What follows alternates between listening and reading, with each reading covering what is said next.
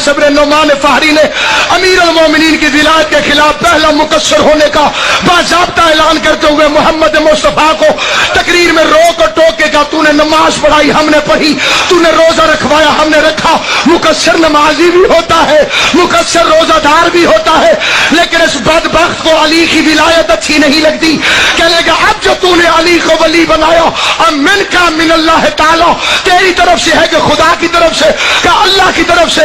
उस बेगैरत ने अपने दोनों हाथ उठाए, आसमान को देखे कहते हैं, या अल्लाह अगर मोहम्मद सच्चे हैं, अली को तूने वली बनाया है तो आसमान से मुझ पर अजाब भेज।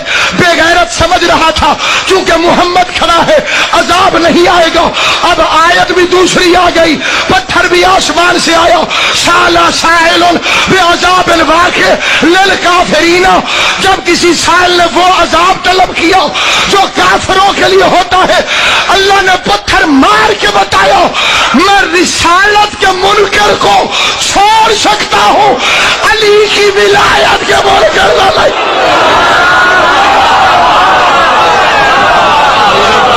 माशाअल्लाह माशाअल्लाह।